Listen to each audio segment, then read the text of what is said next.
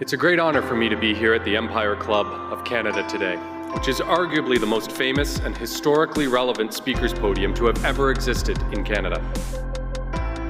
It has offered its podium to such international luminaries as Winston Churchill, Ronald Reagan, Audrey Hepburn, the Dalai Lama, Indira Gandhi, and closer to home, from Pierre Trudeau to Justin Trudeau. Literally generations of our great nation's leaders, alongside with those of the world's top international diplomats, heads of state, and business and thought leaders.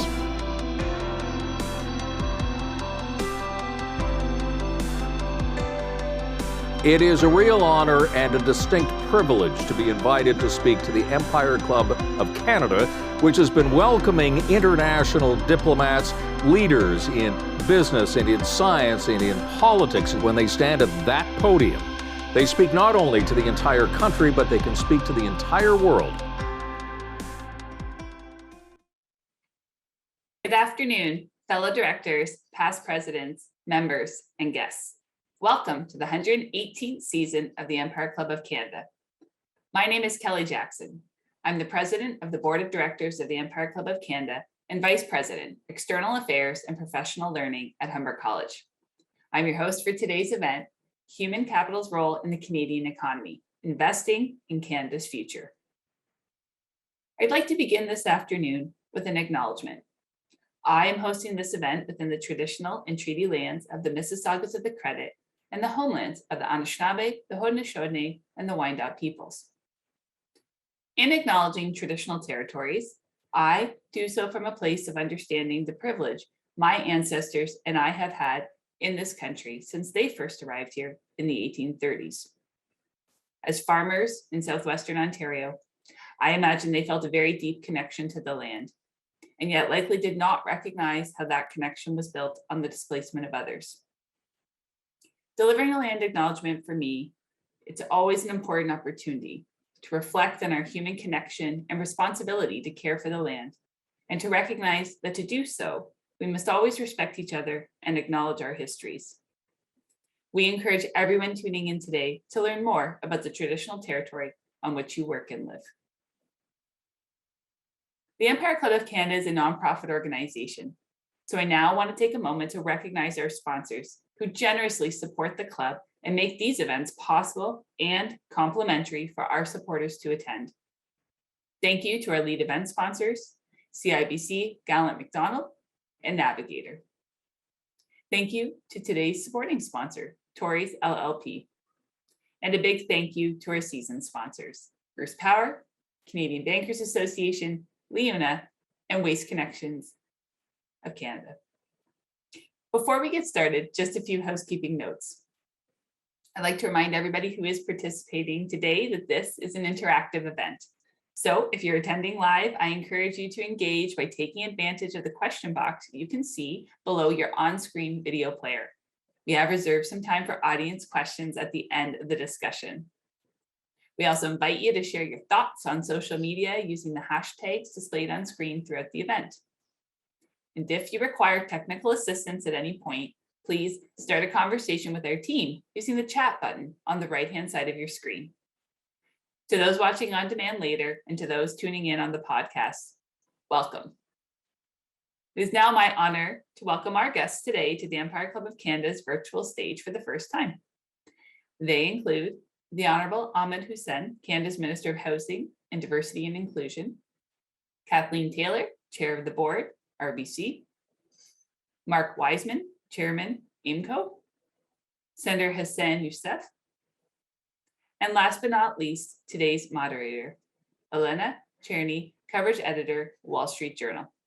Welcome.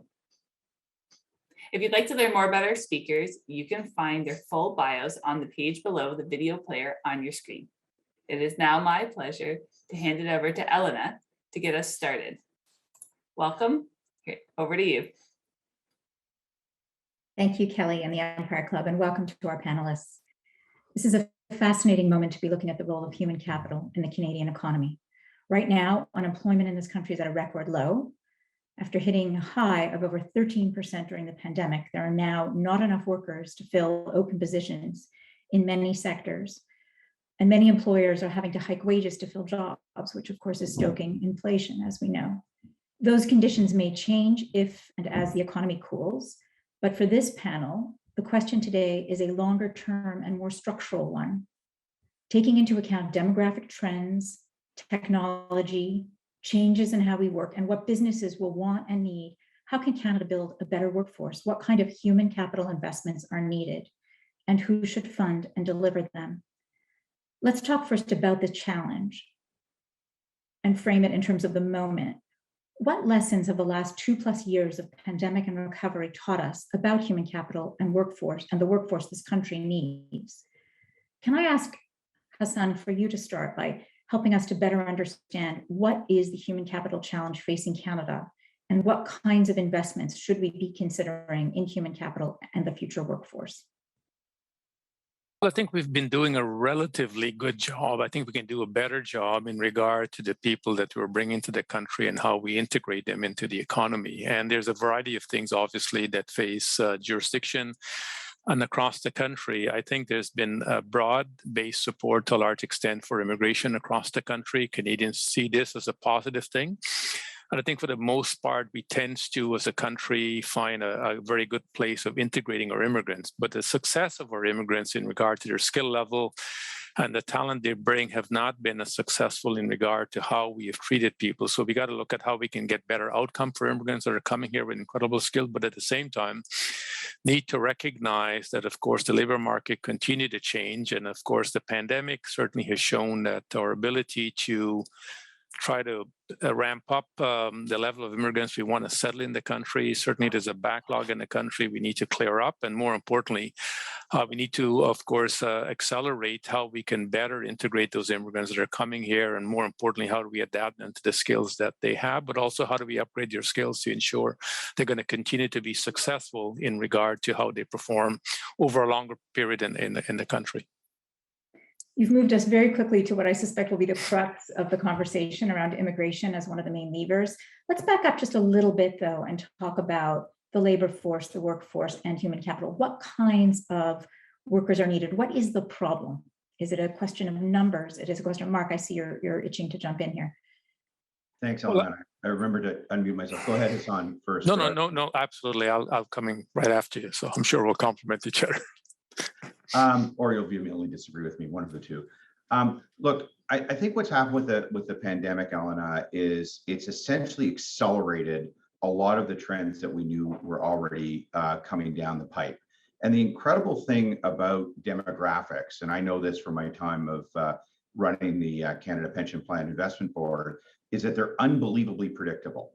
We know, for example, if there were X number of people born in the year 2000, we know how many 22-year-olds we're going to have today.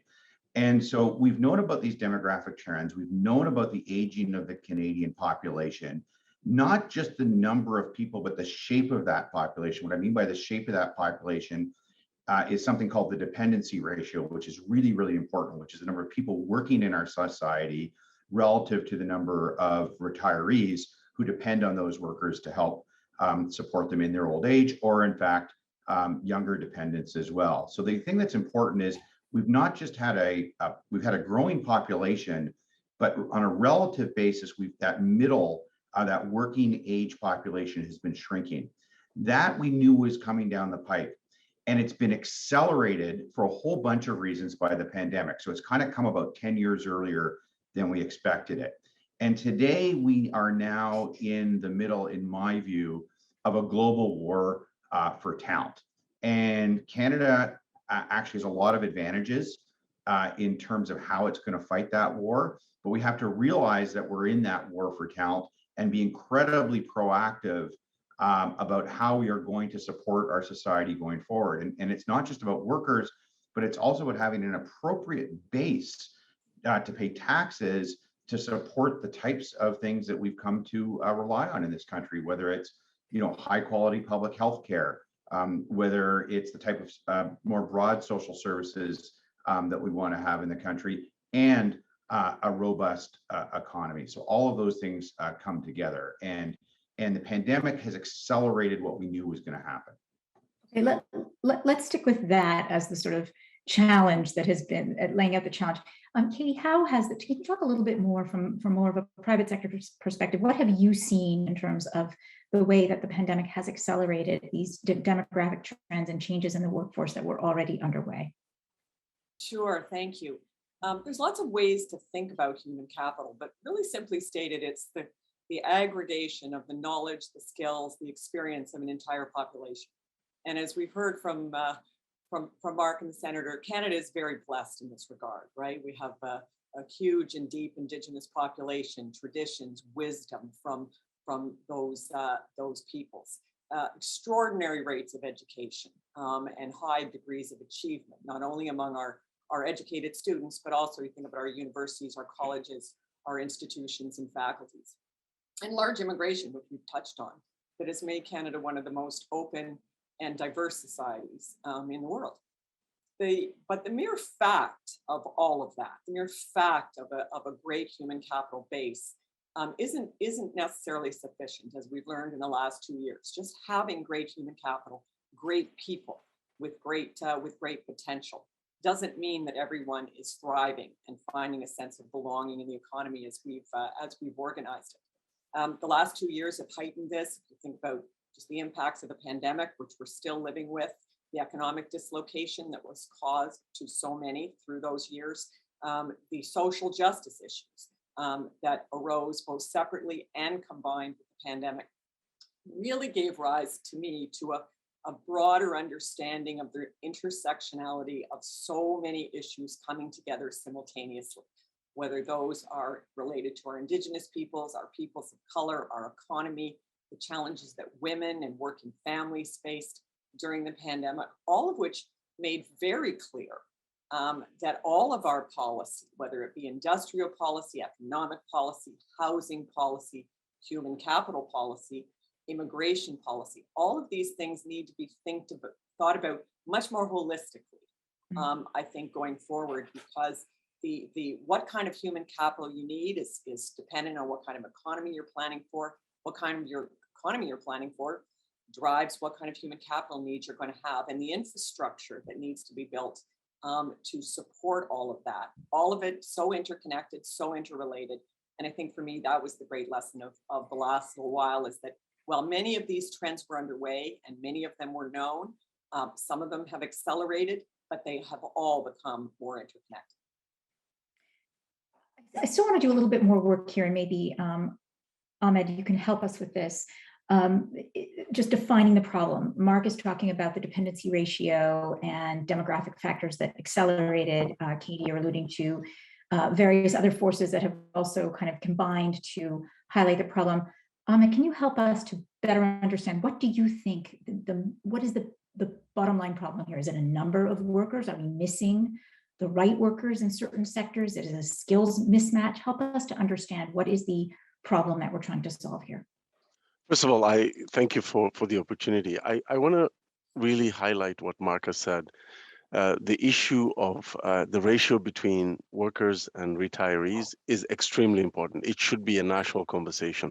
I used to highlight that every time that I speak to employers and to folks who didn't really realize the importance of immigration to labor market growth. But what I see as some of the major problems can be summarized as this: you can build a bridge, and unless cars and people use the bridge, then the bridge is useless.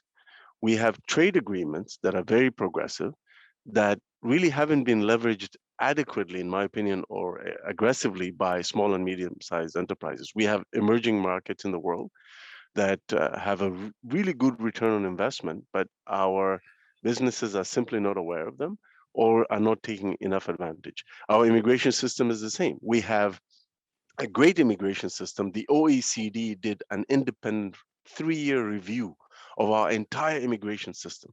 And the two things, they said it should be the gold standard for everyone else.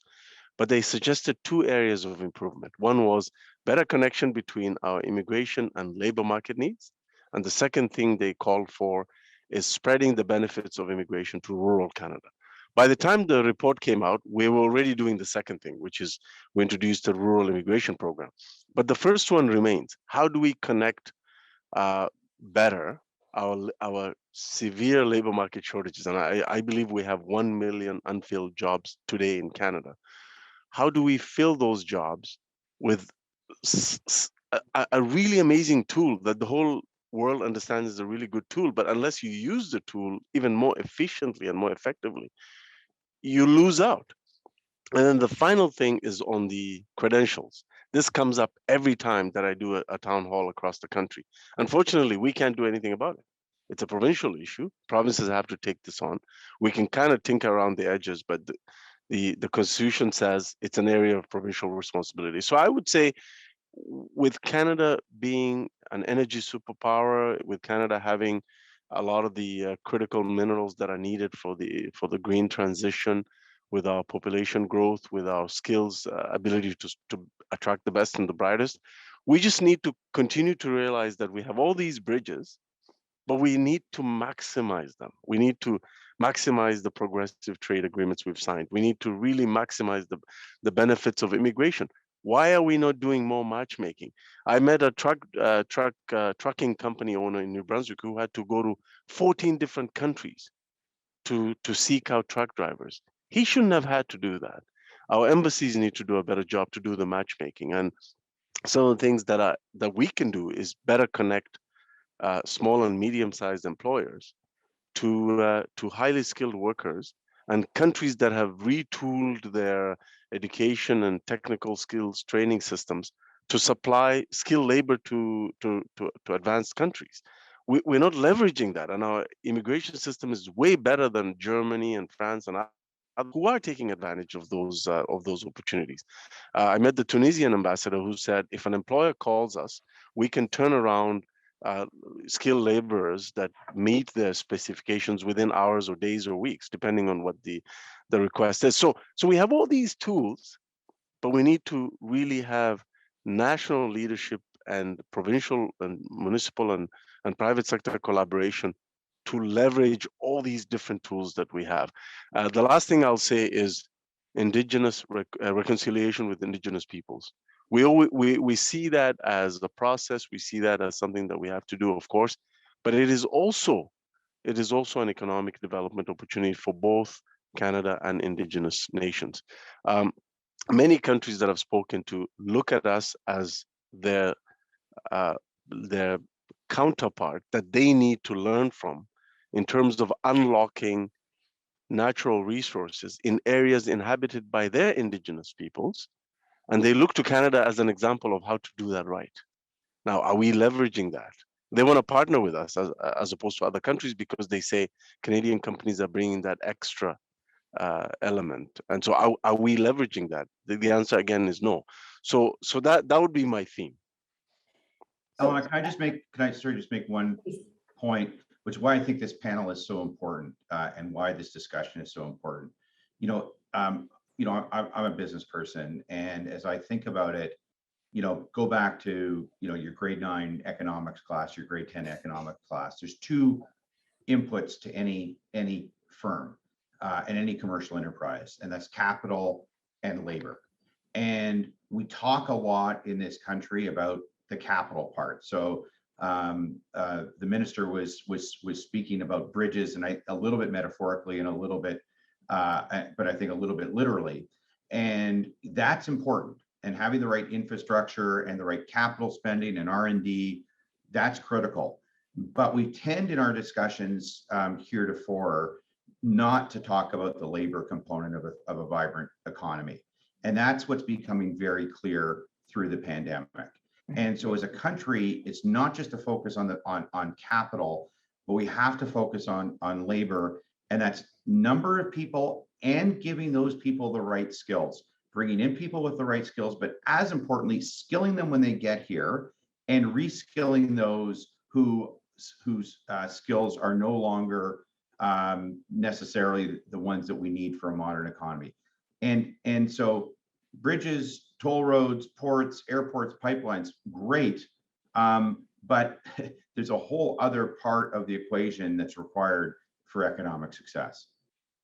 I think it's a great point, Mark, and one of the things I've been talking about a lot through the pandemic is thinking about physical infrastructure, the kind you described there, but also pairing that with social infrastructure.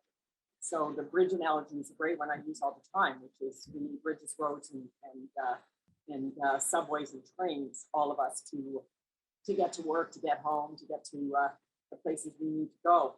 But and being very involved in the childcare policy space this last couple of years, that's infrastructure too, right? Because women in working families, as we learned during the pandemic, they can't even get out the door to drive on the road, to take the train, unless that social infrastructure is there to take care of their children while they're leaving and while they're away. And so expanding even beyond childcare to the other elements of the economy that are needed to support the traditional thinking around infrastructure, and how do we do a better job of integrating all of those needs so that human capital and investment capital works more seamlessly together. Let's come back to some of these very important questions: reskilling, childcare, ways of supporting human capital that would further allow us to fill some of these needs. But I think the bottom line here that I'm hearing from all of you is really around the gap between that's been created by demographics and sped up by forces unleashed by the pandemic, that there simply aren't enough workers, and particularly in some critical sectors. The main driver, I think all of you have touched on this, the main driver for growing, the only driver for expanding the labor force is really immigration. And Ahmed, you talked about the need to find ways of better connecting immigration policy with labor market needs. How do we do that? People have been talking about it for a long time. There are clearly gaps and problems. Let's hear from all of you. What are the problems and what are some possible solutions? Can I answer that, or sorry, was that to me? Yes, please. Yeah, I'm so glad you asked this. So let me give you an example of a tool that we already have that no other country has, but that we're not maximizing. We have a great program that Mark knows very well, and Hassan as well, and others, called the Express Entry Program. It looks at your skills, your education, your work experience, your age, your language skills, and you put that into a portal, and it throws out a number. And based on that score, you compete against everyone else, and you get selected for permanent residency in Canada in 6 months. Now, great program. It doesn't directly connect with the current labor market shortages. In other words, the better way to really leverage that program would be to take a list. So we have about, I think, 2 or 3 or 4 draws of that program every year. What I would do is I would go to the Minister of Employment and Labor, and I would say, give me a list of the top 10 most severe labor market shortages by occupation in Canada. I would take those top 10, and then I would run a special draw or 2 special draws for the Express Entry. And I would say, for this particular draw, only these 10 professions can apply, or these 10 occupations. And then I would just match them. And I would keep doing that and then we have a new list of 10 most severe. When we've solved the first one, we do another one, and we would do another one.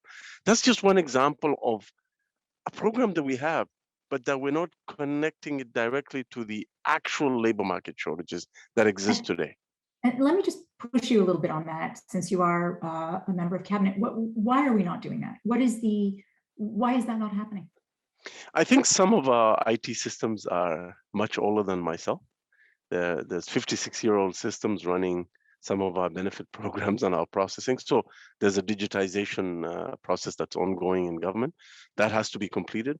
I think there has to be better alignment of technology and policymaking and political will, and everything has to kind of align to make that happen, but it's something that I'm pushing for. The second thing that I'll say is this: apart from immigration, you talked about labor market shortages. I think one of the things that the pandemic has laid bare is how at the same time as we're talking about labor market shortages and severe sort of lack of ability to find people, we find in certain segments of the population, there's very high unemployment still. So for young Black Canadian males, for example, in GTA, they have doubled the unemployment rate of their other peers, indigenous peoples, women, for example. And I, whenever I talked about childcare when I was putting together the Canada Early Learning and Childcare Plan, depending on the audience, I would mainly focus the economic benefits and the labor market participation that this would unleash. Hundreds of thousands of women will now enter the job market because they have access to affordable childcare. It is a real, investment in human capital and plugging those labor market shortages, but also increasing productivity, right? And so I think, a lot of this stuff that is the solution to labor market shortages and skill shortages also has a social justice bent to it. If we really lean in on tackling the exclusion of Black Canadians and Indigenous peoples and other folks from our economy, we actually solve some of our economic challenges as well. And that was one of the ways I would sell childcare to CEOs. I would say, look, this is good for your bottom line and for your productivity. I'm going to jump in a little bit, Ellen, just to cover up. First of all, the point that the minister makes around how social justice and this issue actually converge is a really, really important one, because if we have underutilized people in this country, we should figure out how to utilize their skills as a priority. That's just common sense. It's not just the right thing to do. It's the right thing to do from an economic point of view as well. But I do want to push back a little bit, because we've got to make this a priority, and we've got to create efficiency in the system. And an old IT system, I'm sorry if that was, I'm going to, because he's a friend, I'm going to pick on the minister a little bit.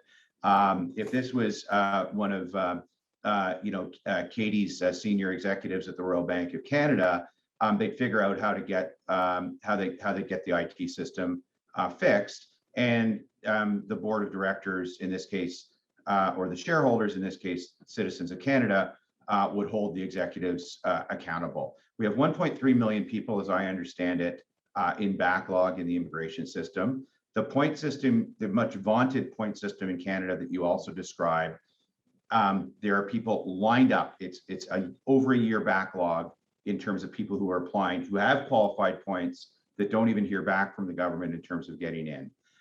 And other countries are moving ahead of us. The UK has now announced a program that anybody who graduates, any foreign student who graduates from the top 50 post-secondary institutions in the UK, is automatically granted permanent residency in the UK. We should do the same program. I'm actually in favor of that. I've called for that. We could do that. We could do that. We should do that almost immediately.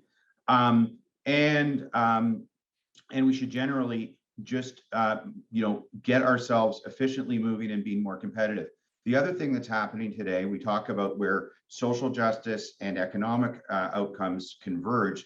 Always a great outcome is with IT talent coming out of Ukraine, Russia, and Belarus. Other countries are picking up incredibly skilled people who want to leave those countries, who don't agree, are either trying to escape aggression or don't agree with the aggression. And we're losing out incredibly talented people in the exact areas that we want. And frankly, those people would rather come to Canada than some of the other places they're going.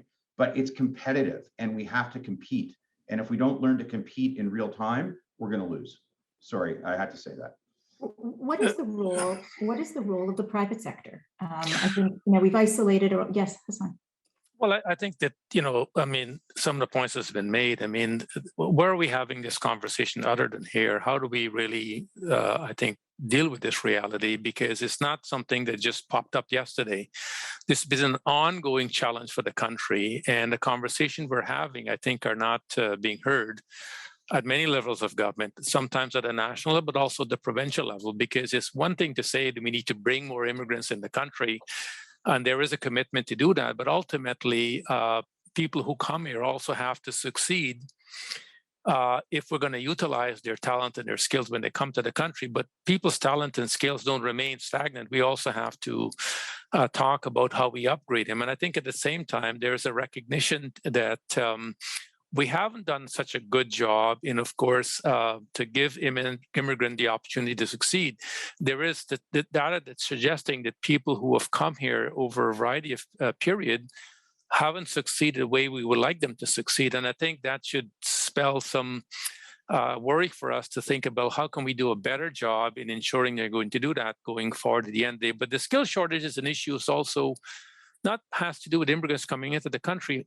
What are we doing to train our own Canadians or people who are here to ensure they can continue to readjust to the changing labor market that they're faced with? Because if we're not training people, it's simply I think there's a magic wand that's going to meet the skill shortage. We have to continue to train. Employers have to do that, and government's got to encourage that, but also have to support that to ensure that employers are going to continue to do their part to ensure we're continuing to redevelop people to meet the changing labor market that is ongoing, because it's going to continue to be ongoing. And if we're not doing that, it's simply, okay, Charlie can't do widgets anymore, so what do we do with Charlie? Well, if we don't reskill them, how is Charlie going to get a better job? So I think it's critical in looking to the future. We have to do a better job in how we bring voices together to figure out how we collaborate to solve, because government can't do it on their own. We've got to work in a multidimensional way in the country, employers and others, to figure out how we train people in a better way. And I think that conversation has to be uniform. It hasn't been uniform. It needs to be uniform if we're going to succeed at that. And it comes back to the point that Mark has been making, that if we want to attract people and keep putting out this message, Canada's a good place to come, we have to ensure they're succeeding, because if they don't succeed, they're going to go someplace else or not come here in the future. I like the fact that we honed in on a specific element of government policy, the IT system that should be doing a better job of matching who comes in and helping to make policy translate into results more effectively. Similarly, let's push a little bit further on the private sector side. What is the role of the private sector? What are some specific steps that companies should be taking in this country on reskilling and on helping to ensure that those who come to this country find the success that they've come for? Katie, do you have thoughts on that? Sure, I think it goes directly to the senator's point around training, reskilling, upskilling, onboarding. Clearly, there needs to be much more coordination between the private sector and the public sector as it relates to the human capital agenda. I think of it sort of like government, perhaps, let's think of it in business terms, is in charge of setting the policy and the strategic direction for the industrial and economic outlook for the country. The implementation of that, the execution of that, the operationalization of that is all in the private sector, or most of it's in the private sector. And so there's an inextricable link between these two streams of thought that needs to come much closer together if we're to have any hope of solving these really, really big problems that will ensure the prosperity of Canada. And to your point specifically about what the private sector should be doing, and I think in many ways is doing, articulating labor needs. I think that's a very, very important part. How that translates through the point system and the immigration system, we need to talk about further. There are some industries in this country whose need for workers is very dire. I think tourism and hospitality represents about 11% of the Canadian economy. This sector was decimated from a human capital perspective when contactless work became much, much more attractive to people in that sector through the pandemic. It's been next to impossible to encourage most people to come back there. And we're just gearing up for our first, what I would call semi-normal summer. Restaurants, hotels, look at what's happening at airports. We're all seeing it. These are all jobs that are considered to be entry-level jobs, but there's still jobs that are so critical to the economy. And is there something we can be doing with our Commonwealth Youth Program to try to ease the burden there? We get a lot of young people come here, try Canada out for the 2 years that they're allowed to, and then they have to return or go to another Commonwealth country. From the private sector's perspective, helping all of those young people, whether they are new to Canada or whether they are our own population, which we've already commented on here. We've got a lot of untapped, wonderful human opportunity with Canadians who are already here.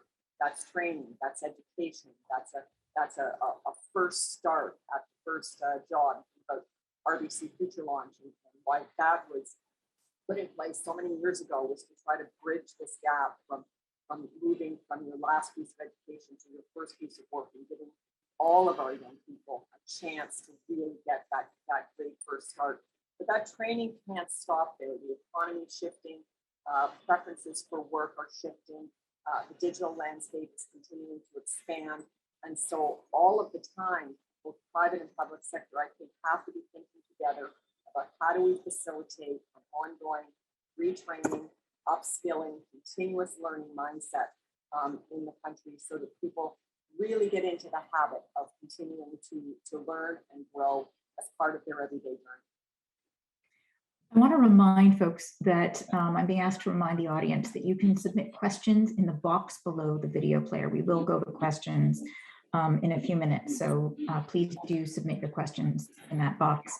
I want to, before we go to questions, talk about a couple of other pieces of the picture. Elena, can I just jump in just quickly on that point? I'm going to make a very simple point, which is, we have a productivity gap in this country.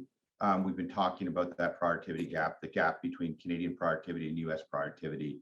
And we talk about R&D and the lack of R&D spending by the Canadian private sector as being a big part of that problem. I haven't seen the stats, but I've got to believe that skilling and reskilling is also part of that productivity gap. So if we want to address the productivity issue, again, we have to address both capital and labor in closing that gap. So it's all of these things linked together.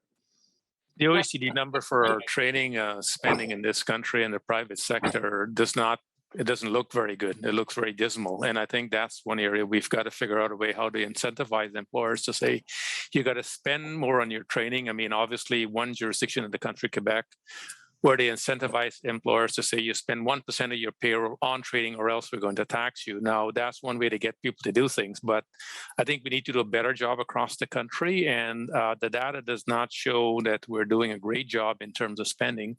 And if we don't improve that, I think to Mark's point, we're not going to change the productivity gap in the country. So these are some excellent points beyond immigration that will help to amplify and invest and find ways of investing in human capital. Let's talk about another one that's been controversial.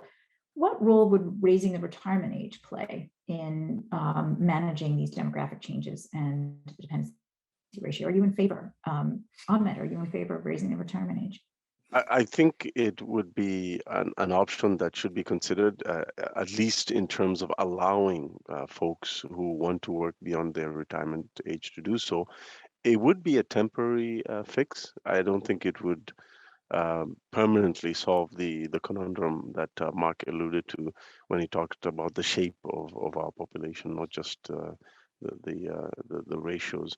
And so it would be one of the tools, but again, it would only give us a little bit of a breathing space while we try to fix the long-term issue. The other piece I wanted to highlight is investments in IP. We lag behind our partner countries when it comes to investments in intellectual property. And then I'll go back to what I said in the beginning, really becoming a little bit less conservative in terms of taking advantage of emerging markets and seeking out that prosperity and commercializing the technology that we're developing here in Canada in our research institutes. I would only make the point on retirement age. I mean, for some folks, obviously, it's an option.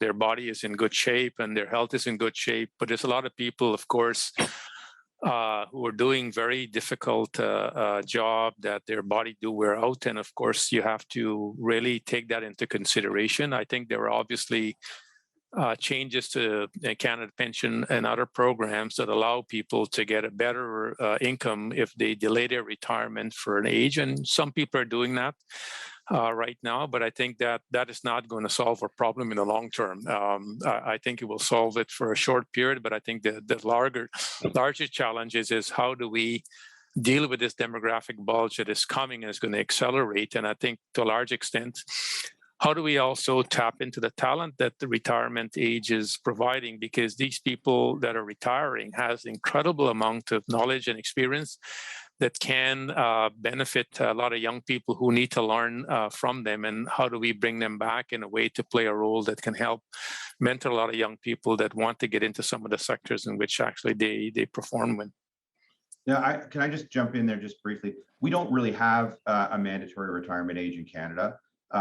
We have that for senators, I think, but not, and Supreme Court justices, but not for too many others. And I think that's a good thing. You tend to have in countries mandatory retirement ages when you have the opposite problem, where you just don't have enough jobs for people in the country. But here, there's a lot of flexibility. You can take your CPP early if that's what you decide to do, for example, or you can delay it, and it's prorated economically appropriately. So people should have the choice when they believe that they can afford and wish to retire. They should be able to do that. So I wouldn't advocate any change to retirement age in this country, with the exception of senators, which maybe we could get them to retire a little bit earlier, Hassan. Yes, absolutely. Thank you very much. We're getting a number of questions here that sort of center around some of the questions that have been raised earlier about how we help immigrants succeed in this country, how workplaces help to develop skills. One questioner asks, says, my concern with immigration is creating equitably inclusive workplaces where the talent we bring can actually succeed and stay in their jobs. Are we looking at how we hold employers accountable? And this could also apply as we think about marginalized communities and deepening hiring in those communities. I think it's both. I think it's both employers, but it's also government, because we've got to see this as something we pride ourselves on. And if people fail because we're not doing a good job in integrating them, I think it speaks volumes to that we didn't really think this through. And I think some data is showing this in a very serious way. People who have come here for a variety of reasons with skills and ability are not able to see the same level of economic benefit that match their skills when they come to the country. And I think we've got to do a better job. It also speaks to the fact that there's still some systemic problems in the job market that we need to really start to dig deeper into, say this can't continue because it's really affecting some community disproportionately to others in the country. And it's a real problem. It's not that, something that we're just talking about in an abstract way. And I think governments and employers need to figure out how we need to overcome this, because if we don't, I think it will continue to exacerbate the challenge that immigrants face coming to this country, especially those who come, of course, who are people of color, because they're facing more so predominant than other immigrants in the country. We talked earlier a little bit about the provincial licensing issues that prevent well-trained and highly accredited immigrants from breaking through in their professions of choice. And I think that we've got to think about a way for the federal government, which is helping to bring all these folks here in the provincial governments to get closer in alignment on how that's going to be reworked. What kind of incentives will be in place to ensure, for example, that the nurses and the doctors that are immigrating here, just to take something that's on the front page of the news, have a fast track. Obviously, we have to be sure that that the skill set is a match for our system. But what's the fast track system? What are we going to do to facilitate those kinds of accreditations? Engineers would be no different. We can go on and on and on with the list. Architects, et cetera, where provincial associations are essentially the gatekeepers of admission.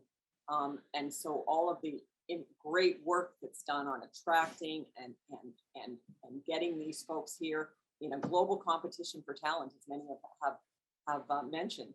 When word gets out that it becomes a dead-end street, then all of a sudden maybe the best and the brightest aren't on our application list. And so we really do, I think, have to find a way for business, for the federal government, for the provincial government to come together and really try to figure out how to streamline this path to prosperity for our immigration population. If I can just add to that, there is a private sector role though, because I've noticed that even in some of the professions where the professional bodies have moved in the right direction and they've kind of streamlined the licensing process without diminishing any integrity issues, even there, the employers have a mental blockage in terms of giving a chance to people who have international credentials. They keep asking about Canadian work experience to someone who has 22 years of experience being a lawyer in the UK. Like, so the employers have a role too. And I know one of the programs we had in the federal government, I think it's still there, is to pay employers to pay the salary of newly licensed, nurses or electricians and others to to to to kind of to kind of reassure employers that it's okay to give these folks a chance. They don't have to have 20 years of Canadian work experience. I really believe that when we are having this discussion, we got to differentiate between all the other professions and medicine, because medicine, they, it just, unless the provincial, the provinces and the exercise real political will in terms of moving the colleges, medical colleges forward, and create more residency spaces and so on. This we'll keep having this discussion. I believe the other bodies, not all of them, but a lot of them have made progress. There's a huge difference in terms of the system that was in place for internationally trained lawyers when I first came to this country 25 years ago and now. But for medicine, not much has moved. So I think we need to kind of celebrate the successes and keep encouraging reforms in the others. And those are great points, and they speak to a couple of the questions that we're getting here around how do we induce professional regulatory organizations to accept and rely on foreign credentials and education. I think this is a big concern of the audience. Another related question that I think is a good one to touch on, we have a question here: how can academic institutions like the University of Waterloo, largest co-op program in the world, an extensive talent pool, how can these universities be part of the answer in figuring out how to fill the skills gap, especially in the competition abroad when we're talking about talent? So I think that's a great, I don't know if anybody wants to jump in there, but worth raising that audience point. Well, I think one quick example, just going back to when there's a crisis, what tends to happen. Ontario right now is facing a huge nursing shortage. There's recognition by the provincial government, and snap of a finger, the provincial government decided, foreign trained nurses, 1,000 of them will be integrated in the system overnight. Now, why did it take a crisis for the provincial government to act, given that these jurisdictions know that these people were there in the job market and couldn't work in the sector to begin with?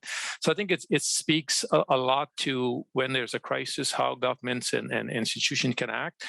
I think we just need to recognize that the minister said earlier is that we've got this federation that, we can bring people here, but then the province decide ultimately whether they're going to get to work in their field. I think we've got to do a better job in saying that it's only fair if you're going to bring somebody here, you're going to allow them to work in their field, and let's figure out what are the challenges in making that happen and how quick can we make that happen. Because not only are they good for the job market, but also they're good for the economy.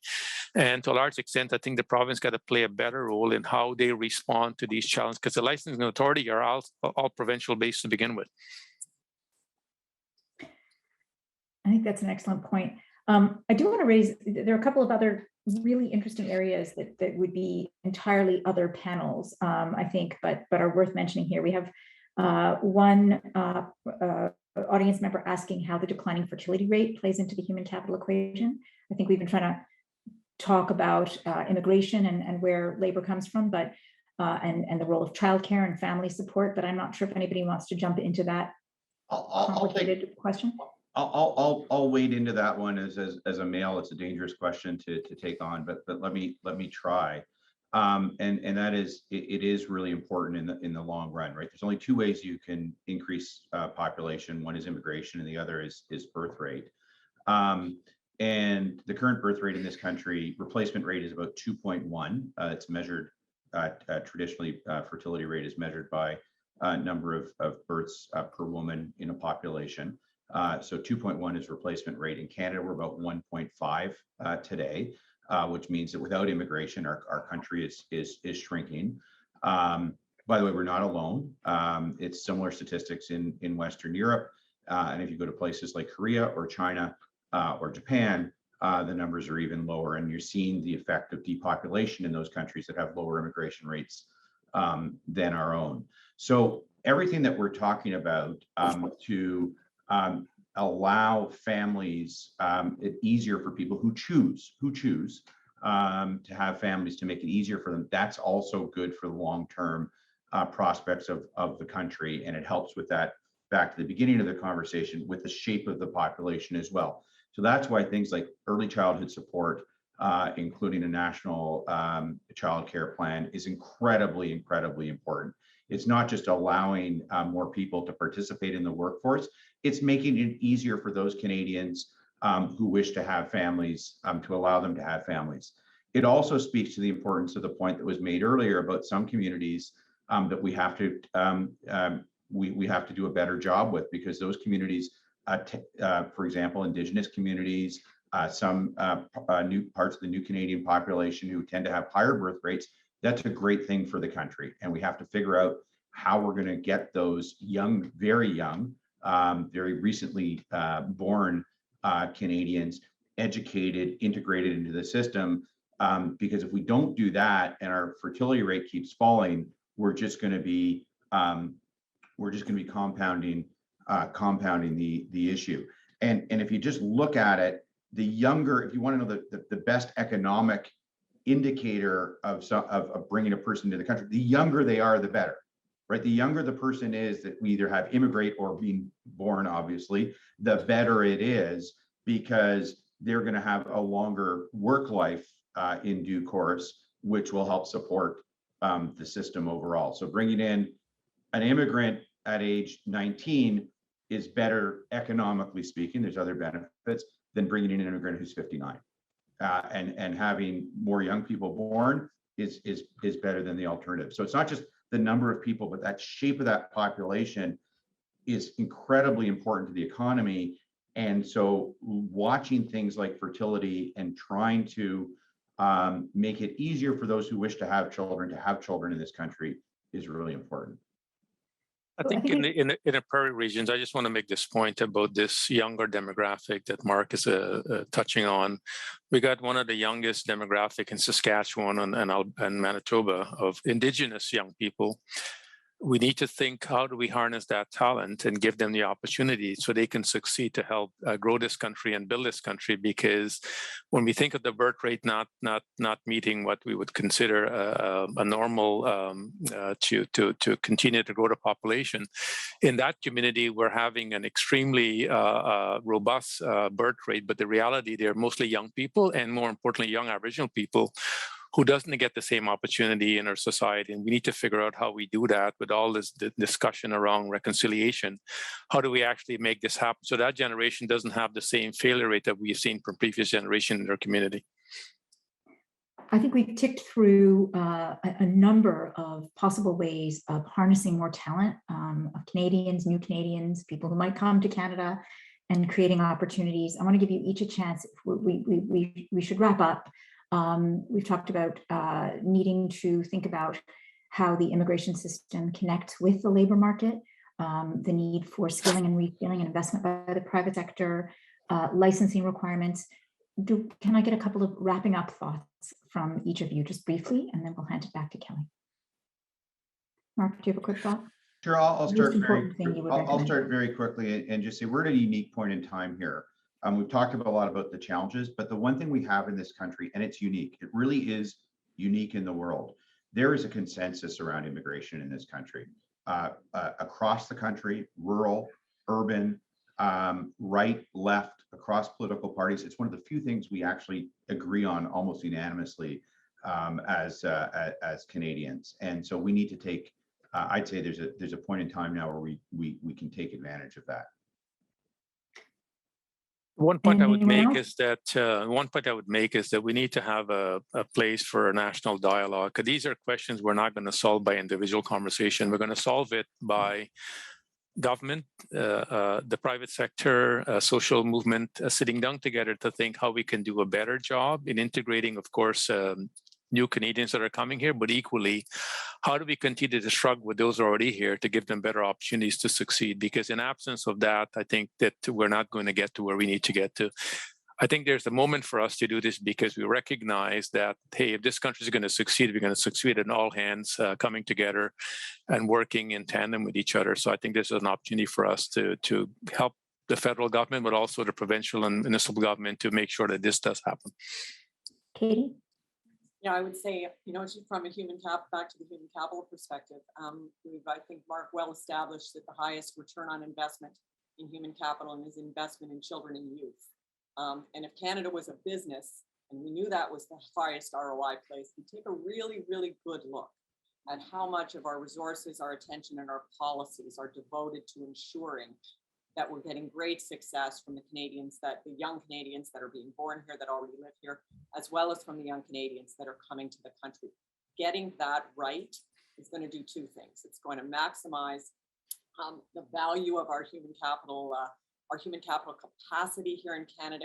It's also going to help to continue to increase Canada's reputation as a beacon for a place where young people can come and succeed and fulfill their life dreams. So with those two thoughts, I'll leave it at that. Thank you. Ahmed?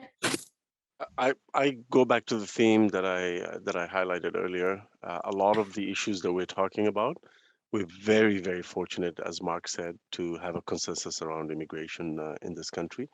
And I'll go back to the theme that I spoke about in the beginning. A lot of the issues that we're facing, we already luckily have the frameworks and the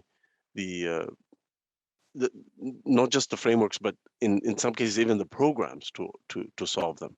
But I go back to something that the senator talked about: is why did it take a pandemic for us to expedite nurses, internationally trained nurses, to help Canadians and be integrated so quickly? Why did it take a pandemic to do that? I would argue that if it wasn't for the pandemic, my ability to get 8 childcare agreements before the last election would have been much harder. I was being told that if it wasn't the pandemic, a lot of the provinces wouldn't have signed those agreements. But again, why did it take a pandemic for people to realize the critical role that childcare plays in labor market participation? And then finally, when we talk about skills shortages and labor market shortages, it's not an urban problem only. If you go to rural Canada, the problem is not only more severe in some cases, the very survival of a community depends on the ability of the local major employer or a number of major employers being able to attract in a sustainable way people coming to fill those jobs. And if they're not able to succeed, they simply close down and the small community disappears. And so whether it is on credentials recognition, integration of internationally trained professionals, better matching of the immigration system to the labor market, we really need to have a conversation around how to do that better and be really more ambitious. Finally, I will say that whether it is on housing affordability or whether it is on labor market shortages, we tend to have some tools, but again, the provinces and the municipalities and the regional governments have other tools. In terms of the thread that connects a lot of these challenges is on inclusion. If we, I'm sorry, I'm afraid I hate to do this. we're gonna have to draw this to a close. And we have identified, in all of this that thanks to your comment, one of the elements here that's going to help is improving the IT system so that we can better match the immigration policy with labor market shortages. We're going to wrap this up. Thank you so much to all of you. I think we've come up with a number of really specific ideas that I hope will get taken up elsewhere. I want to hand this back to Kelly. And again, thank you all very much. Thanks, Elena. Thank you. Thanks to our panelists, and thanks, Elena, for moderating that critical discussion. I'd now like to take the opportunity to welcome Graham Fox, Managing Principal at Navigator, to deliver some appreciation remarks. Graham, welcome. Thanks very much, Kelly, and good afternoon, everyone. On behalf of my Navigator colleagues, and indeed on behalf of everyone on this call, it's my pleasure to offer a word of thanks for what I thought was a rich discussion on an important topic that, due to the pandemic, was perhaps set aside for longer than it should have. Right from the get-go, I thought the acknowledgement that Canada is in a global competition for talent was critically important. If we don't acknowledge that in our response, Canada will be left behind. I appreciated the linkages between immigration and labor market needs and that matching that needs to be done, but also the acknowledgement that lifelong learning and reskilling has to be part of this. And skills are not something that we cease to acquire when we leave full-time education in our early 20s. But maybe more importantly, I thought the acknowledgement that labor market conditions do not affect all workers in the same way was really critical to our policy response. A policy response that has to acknowledge and account for that complexity. A response that recognizes the critical role that governments have to play in this, but that they're not alone in this, and in fact can't do it alone. And so we started with a discussion on the private sector, and late in the game, we added the academic sector and the not-for-profit sector. I think all have responsibilities here to create a policy response that can be more nimble in reacting to emerging and changing needs of the labor market. So on behalf of all of us, thank you to all the panelists for your insights. Thank you to our moderator for facilitating such an engaging discussion. And thank you to the Empire Club for convening such a great group on such an important topic. So on that, back to you, Kelly. Thanks, Graham. Thank you again to Navigator, CIBC Gallant McDonald, our guest speakers, and everybody who joined us today or who will be tuning in later on demand. I'm delighted to announce that we have a new event planned for next week, and it will be the final in-person event of the season. Please join us on June 16th as we host Canada's Deputy Prime Minister and Minister of Finance, the Honourable Chrystia Freeland. Minister Freeland will be speaking about the state of the Canadian economy, the global challenge of inflation, and the steps the federal government is taking to make life more affordable for Canadians. More details and tickets to join us in person or virtually for that event can be found at empireclubofcanada.com.